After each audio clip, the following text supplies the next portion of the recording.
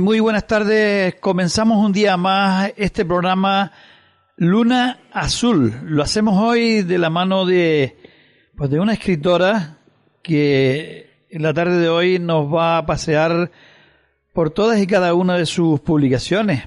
Comenzaba esos primeros pasos en su escritura hace 6 años y ya ha llevado al mercado casi o ya 9 publicaciones.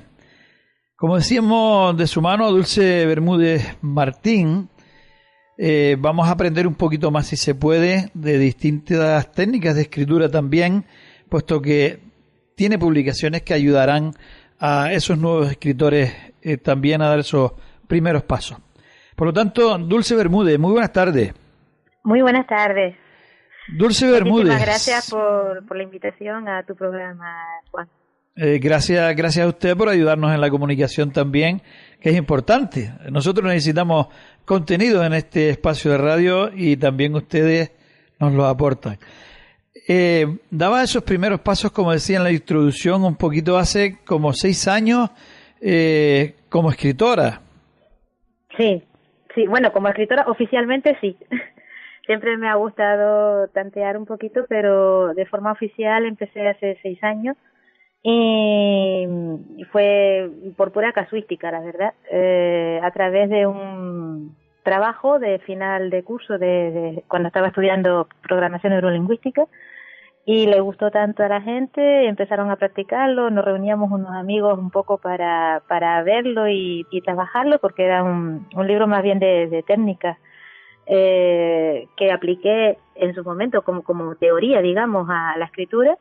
Y bueno, y a partir de ahí pues ha sido un dedicarme directamente a escribir.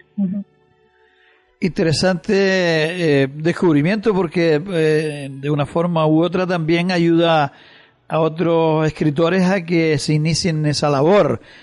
Es importante una cosa, y también importante elegir el contenido. ¿Qué contenidos son los que usted trata de transmitir a través de su escritura? Bueno, la verdad que yo ahora mismo tengo diferentes versiones, es decir, he escrito novela, he escrito desarrollo personal y he escrito para ayudar a otros a empezar a escribir.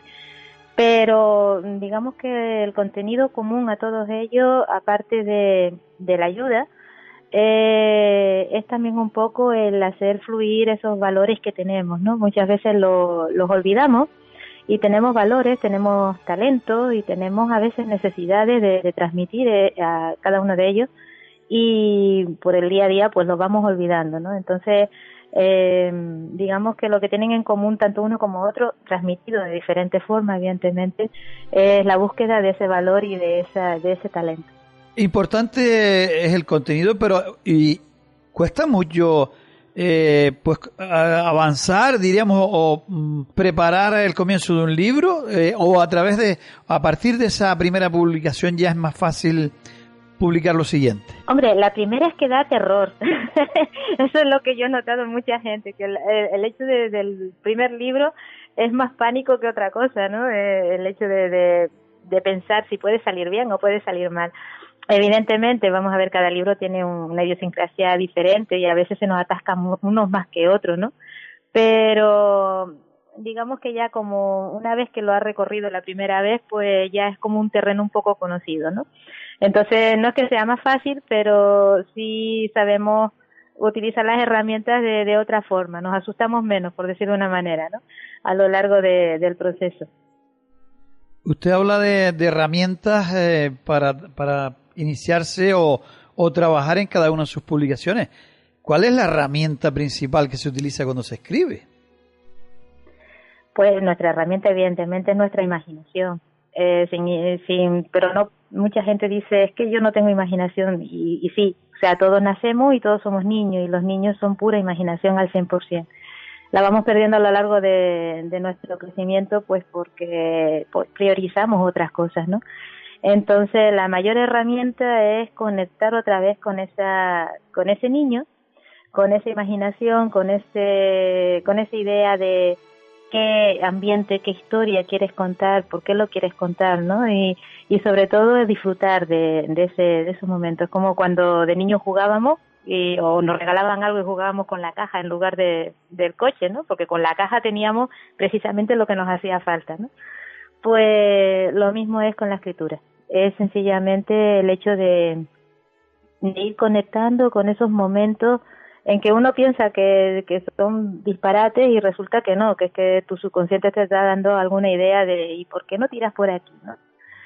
En realidad se trata un poco de conocernos y de darle un poquito de abrir la puerta a esa posibilidad, ¿no? De visitar ese otro mundo, que después cuando ya lo consiguen, cuando ya hacen un primer relato, un primer escrito, algo que ya empiezan a leer, pues se disfruta muchísimo. Sobre todo esa parte de disfrutar es con la que nos tenemos que quedar muchas veces para incentivar, pues tener esa nueva voluntad de escribir, de pasar a una segunda publicación que ya quizás te hace avanzar con más tranquilidad, pero todos los escritores tienen un momento cero, diríamos, porque no sé, usted habla de 6 años que se atrevió a sacar una publicación para que los demás disfruten también de esa parte que usted tiene escondida o puede tener cualquier persona, pero estoy seguro también que tiene que haber sido una buena lectora, ¿no? La verdad es que soy una rata de biblioteca. Me encantan los libros. Si por mí fuera tendría una librería para mí sola.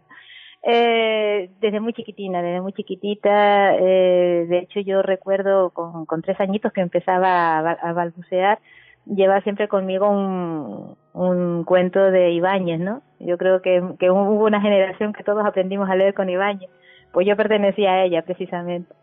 Y desde siempre en mi bolso, en mi mochila, en la maleta del colegio siempre llevaba un libro de lectura, porque a lo mejor tenía momentos muertos en que tenía que esperar a mi madre o a mi padre o los demás estaban haciendo algo y yo estaba por ahí sentada y enseguida me ponía a leer, ¿no? Tendría que haber sido una compañera bastante aburrida ahora que lo pienso, ¿no? Porque siempre con un libro en la mano, pero la verdad que yo disfrutaba muchísimo de la lectura. ¿Usted cree, y usted me ha dado la idea para esta pregunta un poco, ¿usted cree que la sociedad de hoy día, con las nuevas tecnologías, donde vemos en cualquier parte de nuestra vida, e incluso en las vías públicas, vemos a la gente con un equipo de telefonía móvil y absortos en lo que es la visión de este aparatito y apenas hay diálogo entre las personas? ¿Usted cree que a usted le pasó eso, pero con la escritura, con los libros en ese momento, pero lo entiende, diríamos, como que puede suplantar, estas nuevas tecnologías pueden suplantar a ese libro de verdad? Yo creo que no, yo creo que tendríamos que sumarla. A mí hubo una época, yo no sé si se la recuerdan al principio de las lecturas digitales, que la gente decía, que los libros ya están pasados de moda, ya incluso salen más barato, ocupan menos espacio, pero a lo largo de todo este tiempo que he estado conectando con mucha gente y tanto lectores como alumnos que han querido pasar por la escuela,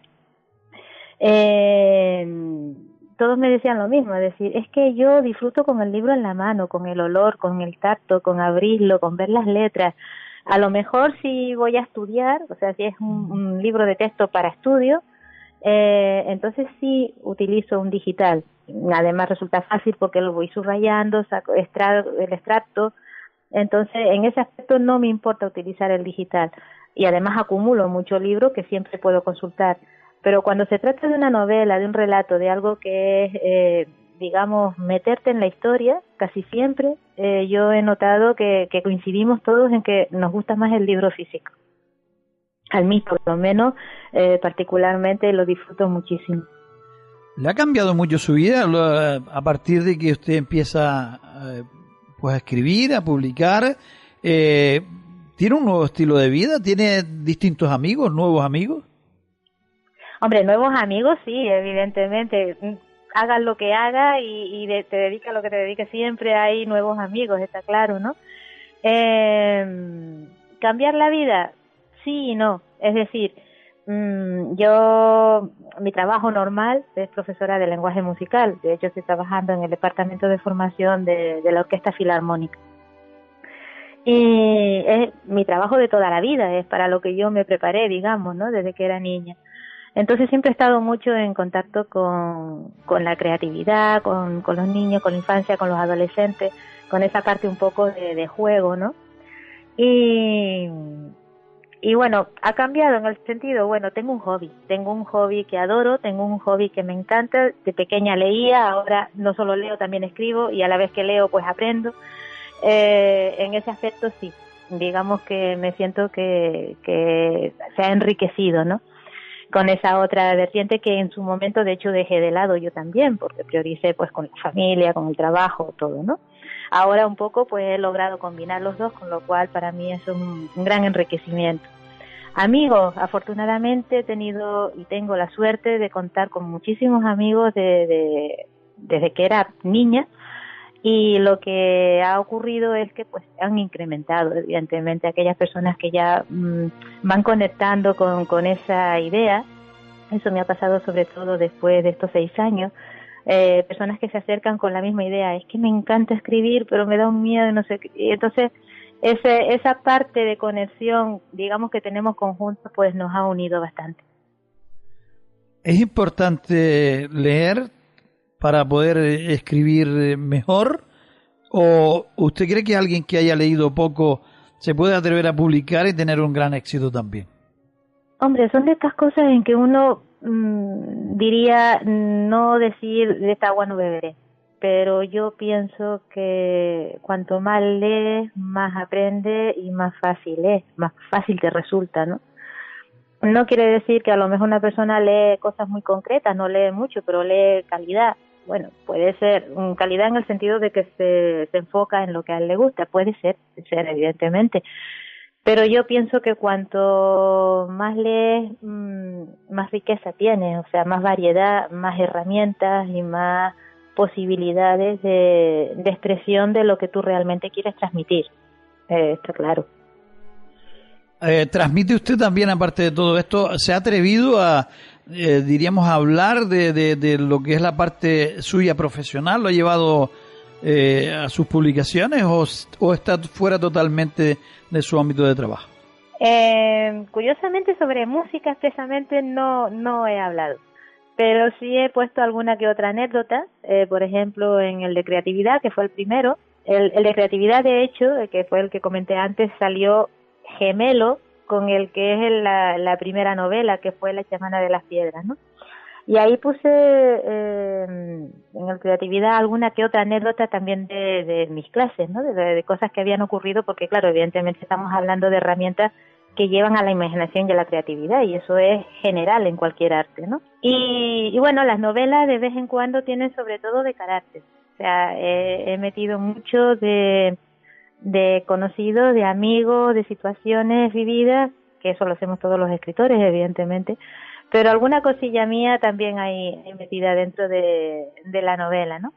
En el mundo de la música, curiosamente todavía no ha entrado en la parte de relatos, pero sí es verdad que me ofrece a veces muchos ejemplos que me pueden servir para lo que son los 2 libros, por ejemplo, de escritura, ¿no? O de desarrollo personal también. Ello nos lleva a pensar también que los escritores, bueno, tenemos que tener claro que seguramente hay un alto porcentaje, de alguna forma disfrazado en cualquier publicación, de lo que son la parte de la vida de un escritor, o esa imaginación vuela mucho más allá de lo que ha sido su vida cotidiana, ¿no? Pero siempre los estilos quizás los marcan un poco, pues su ámbito, su hábitat natural en un momento dado, y también las experiencias vividas, pues puede ser que en un viaje o en cualquier otra situación de la vida cotidiana, como decíamos, pero todo ello, esa mezcla y dirigida ya, diríamos, a un tema concreto, quizás es lo que hace que la imaginación vaya hilando, tejiendo ese, digamos, vestido, que es lo que puede, como puede llamarse en un momento dado una publicación, ¿no? Sí, sí, exactamente. De hecho, es una de las cosas que más se defienden en los libros de escritura, ¿no? El mayor banco de ideas lo tenemos nosotros mismos dentro de nosotros mismos.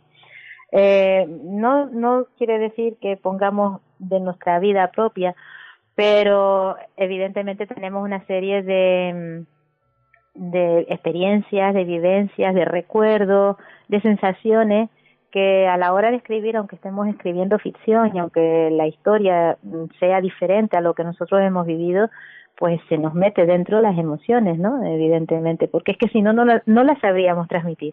Si nosotros no vamos a nuestro banco, no sabríamos cómo expresarla.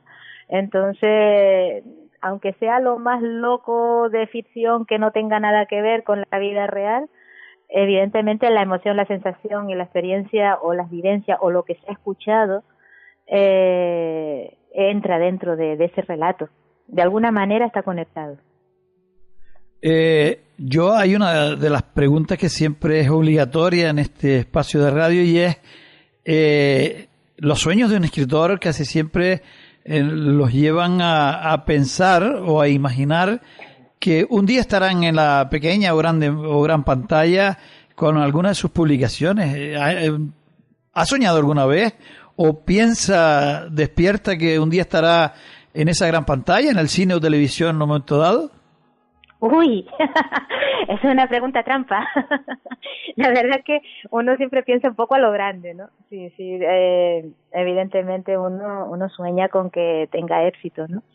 Sí, es verdad que yo a veces, sobre todo con la saga, con la chamana, a veces lo he pensado, ¿no? Digo, sería ideal, sobre todo porque tenemos la localización aquí y de donde está, digamos, ubicada la novela, la saga, y sí, claro, sueño despierta, es que nos lleva dentro de los que somos creativos, ¿no?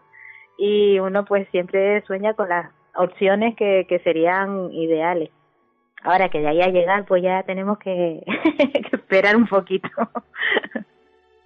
Entiendo por todo esto. ¿Se escribe pensando en que un día pueda estar, diríamos, dentro de un guión de una gran película de cine o una serie de televisión? O todo esto? ¿Se escribe estructurándolo de alguna forma para que esto suceda en un momento dado?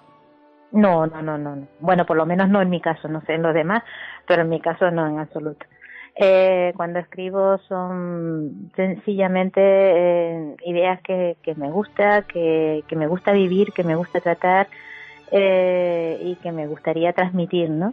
De alguna forma. En las novelas, por ejemplo, que lo que más defiendo son los valores, estos valores intrínsecos que tenemos aquí dentro de nosotros como esenciales, ¿no? Me gusta tratarlo y me gusta transmitirlo, que la gente, digamos, tome conciencia de que esto pasa en cualquier momento de nuestra vida. De hecho, mis novelas son contemporáneas, son historias de ahora. Y puede pasarnos. Es decir, no quiere decir que el que porque esté escrito es que se lo han inventado, ¿no? Es que te puede pasar en cualquier momento, si no eso, algo parecido, ¿no? En ese aspecto, digamos que escribo la historia que me llama la atención. Que de ahí en algún momento pues uno piense, wow, sería fantástico si esto saliera un poco más allá, pues sí, pero eso es humano. Yo supongo que todo el mundo que tiene algún escrito piensa que sería ideal. Escritores, por ejemplo, como Julio Verne, que fue un héroe prácticamente de la ciencia ficción, en aquellos tiempos era catalogado como un loco de la escritura.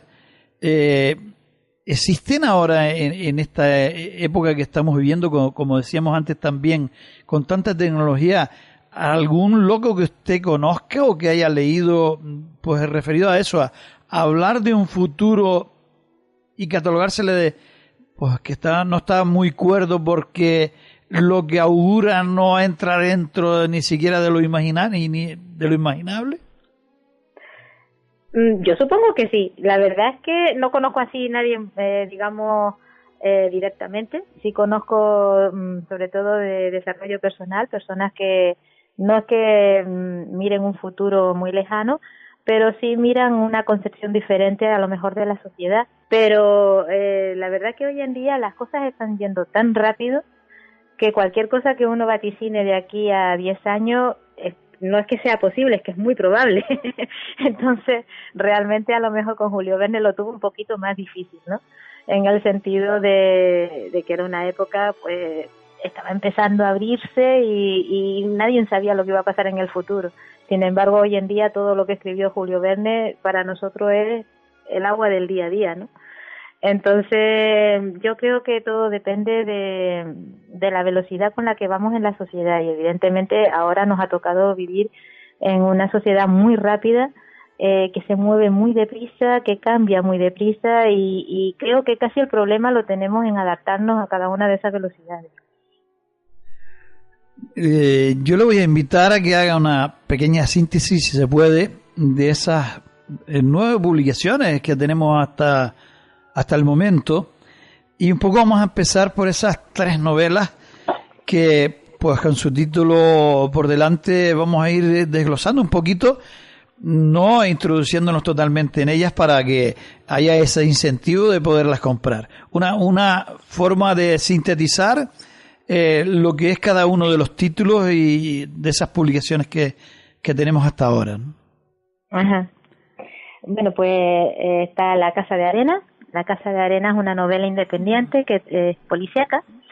Tiene un poquito de suspense, de misterio. Es una novela que yo le cogí mucho cariño porque sus protagonistas, que es un chico joven policía y digamos el policía más veterano que lo acoge como compañero para enseñarle, son reales. O sea, los protagonistas en sí son reales, la historia no, evidentemente.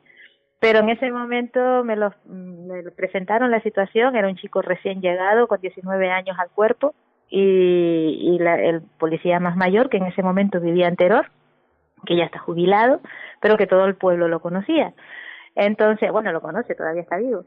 Y a raíz de ahí pues salió La Casa de Arena, ¿no? Una historia entrañable, una historia de familia, en donde pues hay también un accidente donde se quedan 3 chicos huérfanos de diferentes edades y bueno, es una araña, digamos, entre la trama de estos chicos y cómo viven esa situación, esa tragedia, con la trama que se va juntando de los 2 policías, ¿no?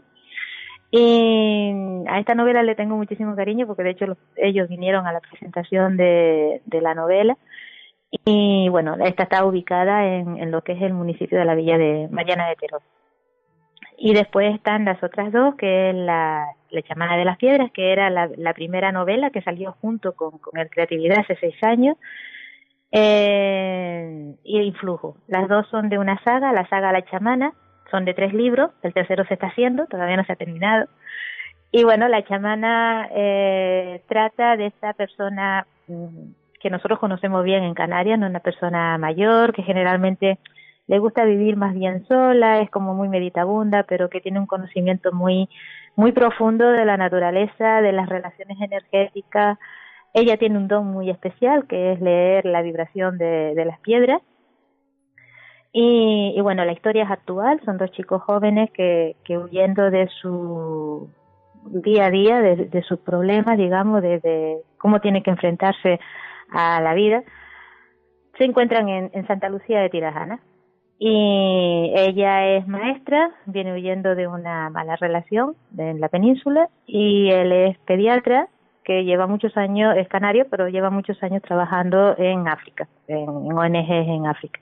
Entonces, uno huyendo de la violencia y el otro también huyendo de contrastar sus valores con lo que ve y no puede ayudar, pues se encuentran aquí, en Santa Lucía. Y un poco La Chamana va a ser esa persona que va a catalizar, digamos, sus 2 historias, porque tendrán que volver a enfrentarse aquí con esos temores, y es quien va a ayudarles a seguir, ¿no? Ahí hay un poquito de misterio, de suspense, hay evidentemente romance, pero sobre todo mucho del valor canario que tenemos de familia y de amistad.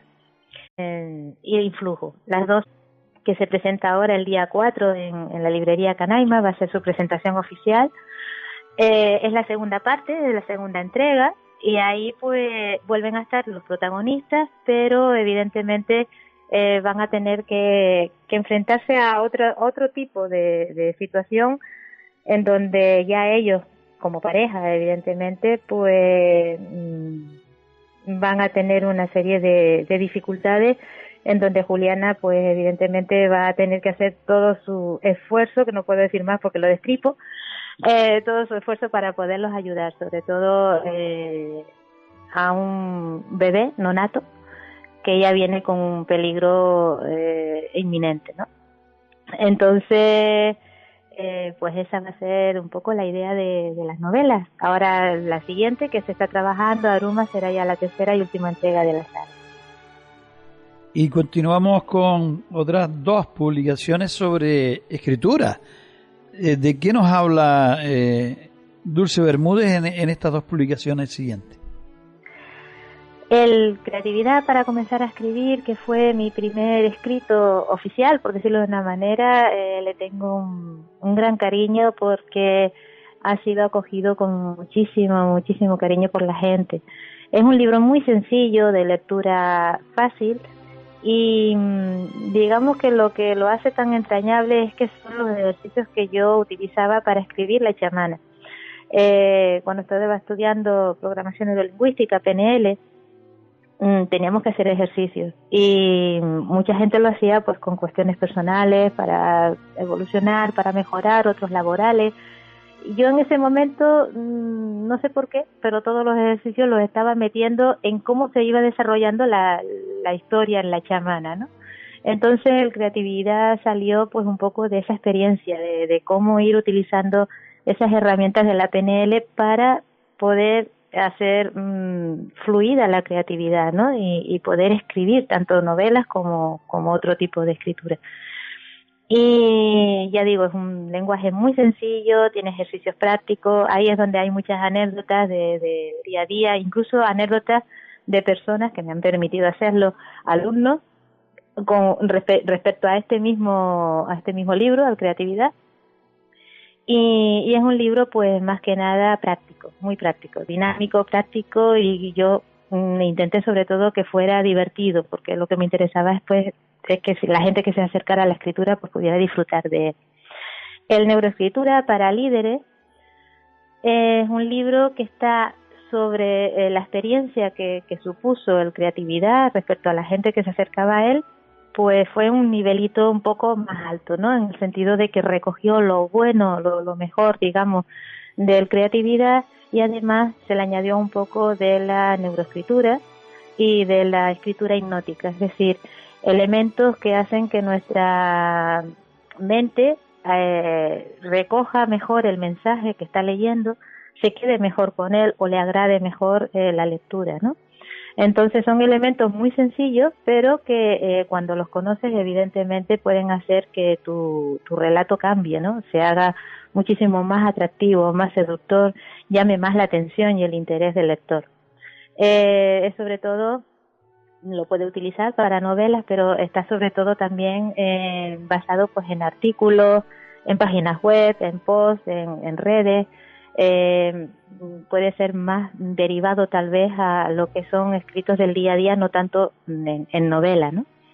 Y bueno, son un poco compatibles entre los dos, pero básicamente su esencia es la misma, ¿no? La de hacer fácil el camino para cuando quieres empezar a escribir. Bien, vemos que pues se atreve con en dos partes estamos trabajando potencialmente la novela y pues y diríamos impartir sabiduría también para aquellos que den esos primeros pasos y ya después un poquito más profesionalizado, diríamos, ¿no? Pero ahora nos quedan quizás esas otras publicaciones que también en las que también ha ido avanzando y que también tiene su trocito para hacer disfrutar también a nuestros oyentes en la tarde de hoy. Sí, los libros que son coautoría, es decir, ahí ya no he escrito yo sola, lo he hecho en compañía de estupendos compañeros. Está concretamente el Claves y el Más Claves para un año redondo.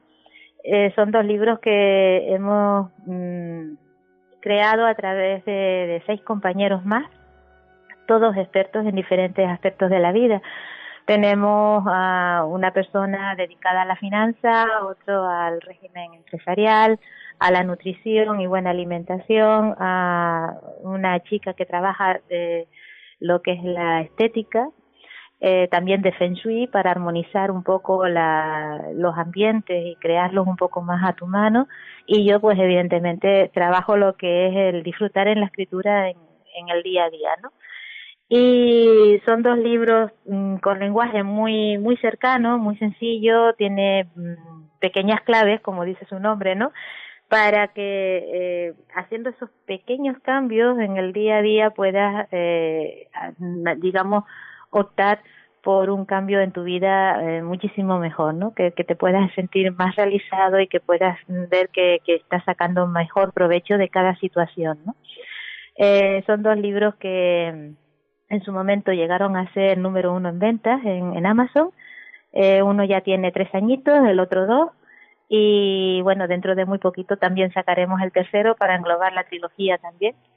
Y es un libro sobre todo práctico. La gente que lo ha leído le ha gustado mucho porque, de hecho, hubo un comentario que nosotros siempre tenemos en mente porque nos alegró muchísimo. Era una chica que lo leyó y dice, si solamente pusiera el 10% de lo que dice este libro, mi vida daría un vuelco. Y la verdad que siempre lo recordamos con muchísimo cariño porque nos hizo mucha ilusión ese comentario.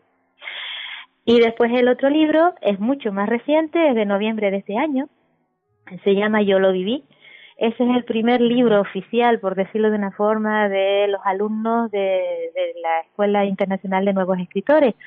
Y son alumnos, todos ellos comenzaron de cero.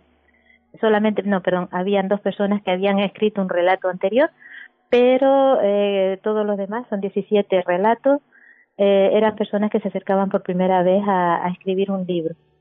Son relatos de vivencias propias, o sea, cada uno de los autores vivió esa experiencia y bueno, la transmitieron reuniendo, pues la verdad que son 17 escritos totalmente diferentes. Se pueden encontrar con cosas que tú dices, cónchale, pues esto le pasó a fulanito, me pasó a mí, ¿no? Son cosas muy del día a día y de cómo se enfrentaron a cada una de esas situaciones. Es un libro al que yo le tengo muchísimo cariño por la ilusión con la que se escribió, con la ilusión con la que se aceptó. Y bueno, también llegó a ser número 1 en venta en su momento, en noviembre cuando se presentó, septiembre, noviembre se presentó de forma física. Y bueno, ahí está también como un ejemplo de que se puede hacer, que realmente si te apetece, si le gusta la escritura, se puede optar a ella con facilidad y con comodidad. ¿Es caro escribir? ¿Le cuesta mucho dinero a los escritores publicar? ¿Y burocráticamente está siendo ayudado el escritor? Porque todo lo que se oye no es nada bueno. La verdad es que no es muy bueno. A ver, evidentemente es muy fácil escribir de forma digital. La tecnología en ese aspecto nos está ayudando muchísimo y cada vez lo pone mucho más cómodo y mucho más fácil. Escribir de forma física evidentemente siempre conlleva pues una inversión, ¿no? No quiere decir que uno se arruine, no es el caso, pero hay que empezar poco a poco. Y es una pequeña inversión a priori, es decir, hay que crear el libro, hay que imprimirlo y hay que llevarlo, pero generalmente una vez que ya se conocen suele ser una de cal y una de arena, ¿no? Es decir, se invierte, se recoge, se vuelve a reinvertir, se vuelve a recoger y así. Si tienes la suerte de estar en una editorial, yo he tenido la suerte de que ya tenemos a 2 de los escritos de desarrollo personal en una editorial. Evidentemente esa parte de impresión pues está como más digamos no se carga contra el autor, ¿no? Es la editorial quien lo hace, pero evidentemente ahí hay que ponerse, es decir, hay que defender el libro, hay que llevarlo, hay que presentarlo y realmente vivir de la escritura son muy pocos los que lo consiguen. Son muy pocos porque son ya pues nuestros grandes escritores, los que admiramos, a los que conocemos todos y que los cogen grandes editoriales y se van por todo el mundo, ¿no? Entonces, estos escritores evidentemente sí, viven de la escritura, pueden hacerlo. La gran mayoría vivimos de la escritura como hobby, lo pasamos muy bien, la disfrutamos muy bien y es un reinventarse continuamente, ¿no? Pero sí es verdad que cada vez tenemos pues mayor número de ofertas, con lo cual no es que sea más difícil, pero sí hay que saber ciertas claves para poder posicionar tu libro y que se vea, evidentemente, entre toda la litera de las librerías, eso está claro. ¿Quiere decir esto que posicionarse en una gran plataforma como es Amazon, por ejemplo, tiene sus técnicas que hay que aprender? ¿Se enseña esto en algún lado? ¿Es eso lo que en un momento dado se enseña desde sus publicaciones? Sí, esas son algunas de las ideas. Evidentemente, quien hace la ley hace la trampa, eso está claro, y las plataformas digitales tienen elementos que ayudan más a que se visione o se posicione una lectura, ¿no? Y es una de las cosas que, sin hacerlo de forma para, digamos, ganar terreno, que tampoco me gusta esa idea, ¿no? Hay que ser honesto, y si el libro vale, pues vale, y si no vale, pues hay que mejorarlo, está claro. Pero sí es verdad que hay un elemento visual, pero no solamente en las plataformas digitales, también en las impresiones físicas, ¿no? Hay una forma de presentar el libro, de presentarlo en cuanto a mensaje, de darle, digamos, a la gente ese punto de curiosidad, de querer abrirlo y mirar, uy, ¿y esto dentro qué hay, no? Desde el formato por fuera de la sinopsis bien llevada para que capte la atención, a una buena publicación que capte al ojo, que sea llamativo. Evidentemente hay claves para que tu libro por lo menos lo cojan de la estantería, lo miren la sinopsis, miren el índice y se interesen por él, ¿no? Supongo que como todo, evidentemente, si conoces esas claves, pues resulta un poco más fácil, al menos ser visible. ¿Y qué es lo más comercial? Cuando se hace una publicación, ¿se piensa en la parte comercial? ¿O simple y llanamente se trata de comunicar un contenido porque te apetece estar en ese estilo, simple y llanamente? ¿O también se piensa un poquito, teniendo un poquito de corazón y decimos, lo voy a escribir con toda mi alma, pero además le voy a imprimir ese trocito de marketing que me va a ayudar a venderlo un poco mejor? Por ejemplo, entrecomillado, porque no quiero que esto se entienda mal, el morbo, eso que establece un gran morbo, pues en sentido, en el mal, diríamos, en la parte mala de la comunicación, se añade ese poquito de morbo para, diríamos, o se ve habitualmente o se lee, o lee usted sobre este tema, o recomienda que se haga así un poquito. El morbo se refiere a lo que nos da miedo y a lo que nos llama la atención, pues, o en generalizado. Pues se puede interpretar de todas las formas, porque si lo llevamos al terreno, por ejemplo, de los programas de televisión, en cada uno de ellos va impregnado un porcentaje de morbo que puede oscilar entre un 100% o un 1 o un 2%, dependiendo del programa que sea, pero siempre se le imprime esa parte morbosa que hace que el lector tenga ese pequeño deseo o mayor deseo de verle, de leer en este caso, y eso le dará un mayor éxito en un momento dado, ¿no? Hombre, es evidente que sobre todo en la publicidad y sobre todo en los medios de comunicación, y eso ya no es por escritura, se lo comento como algo de PNL, ¿no? Se trabaja el miedo, o sea, evidentemente, no tiene más que ver lo que pasa durante el año y lo que pasa en el verano.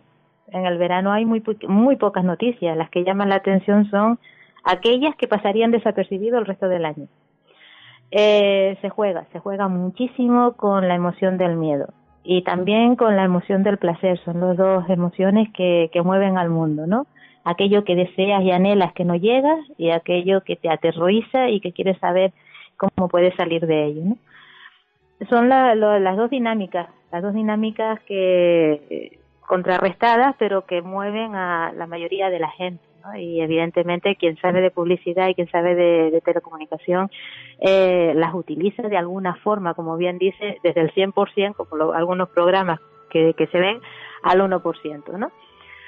En cuanto a escritura, yo pienso, me gustaría pensar que la mayoría de la gente que escribe, al menos de los que yo he conocido, están transmitiendo una idea que quieren, ¿no? No trabajan tanto con el miedo, sino como aquel elemento que quieren que conozca la sociedad. Si hay, por ejemplo, personas que saben utilizar, por ejemplo, ese miedo de una manera no comercial, pero sí bastante de curiosidad. Y no tenemos más que ver a Stephen King. Toda su vida ha estado escribiendo a través del miedo, de diferentes grados de miedo. Pero, sin embargo, hace novelas muy comerciales y novelas que son llamativas, ¿no? Porque todos tenemos en algún momento ese tipo de miedo, ese tipo de pesadilla, ese tipo de temor, ¿no? Yo creo que cada uno se especializa en aquello que mejor domina. A mí no me gustaría estar en la cabeza de Stephen King, sinceramente, pero sí es verdad que le ha sacado muchísimo partido, ¿no? Porque sabe que es lo que la gente ahí llama la atención. Hay personas a las que le van mejor la parte espiritual. Ahí ya no hay tanto morbo, sino es más bien ese deseo, ese anhelo de buscar esa paz, esa felicidad, esa serenidad. Creo que hay lectores para todo tipo de lectura y hay escritores para todo tipo de escritos. Y lo que hay que ser es fiel a uno, ¿no? A lo que realmente a uno le gustaría escribir y transmitir. Más que con la idea de ganar dinero, porque como dije antes, el gran porcentaje de los escritores no ganamos con la escritura, casi todos tenemos un trabajo aparte de la escritura. Pero disfrutamos de esa parte de cuando viene la feria del libro, cuando tenemos un evento, cuando tenemos una presentación, porque son como nuestros niños, ¿no? Esa otra parte que estaba incompleta y que en ese momento pues completamos. Yo, y ya para terminar este espacio de radio del día de hoy, yo me gustaría, como buena lectora que usted misma ha dicho que es, que me opine o que opine un poquito de lo que es la parte de comunicación, diríamos, las noticias que recibimos cada día de todo el mundo. Por ejemplo, de los conflictos bélicos. ¿Usted cree cuál cree usted que es el porcentaje de, diríamos, de lo comunicado, de la realidad a lo que llega realmente al lector o al espectador en cualquier medio de comunicación? ¿Cree usted que llega por parte de los autores, de los escritores, por ejemplo, que lo llevan al papel, a una realidad, o el porcentaje, según usted, cuál puede ser de la realidad pura y cruda? En cuanto a situaciones políticas y a situaciones reales de conflicto, pues yo pienso que la persona que escribe, no estoy hablando de periódico, estoy hablando de escritura, de libro, tiene que documentarse. Y evidentemente los escritores solemos documentarnos bastante sobre un tema, ¿no? Luego está el que le gusta más encararse con cada parte más negativa y más lucubrosa, por decirlo de una manera, y no estoy hablando solo de guerra, estoy hablando también de la política, ¿no? Y conozco gente que trabaja esos temas de una manera muy ecuánime, en el sentido de que expone hechos, evidentemente emociona con los hechos, porque hay aspectos y experiencias que son crudas. Eso es un tema bastante delicado, los dos, pero los ponen porque evidentemente se tienen que documentar antes. Le tengo más miedo a los medios de comunicación digital, más a una televisión y a veces en la radio, ¿no? Porque evidentemente para captar la atención, si la experiencia es una hoja escrita, escogen 2 frases que resumen todo, con lo cual en las 2 frases pondrán pues aquello que más llama la atención. Entonces, no digo que digan mentira, evidentemente, pero sí es verdad que publicitariamente se llama mucho más la atención en los medios de comunicación que en la escritura. La escritura es más lenta, porque a no ser que en la sinopsis, que es lo primero que ve el lector, exponga, que no es la primera vez, todo lo más importante del libro, la persona tiene que leerlo para ir un poco adentrándose en ese tema.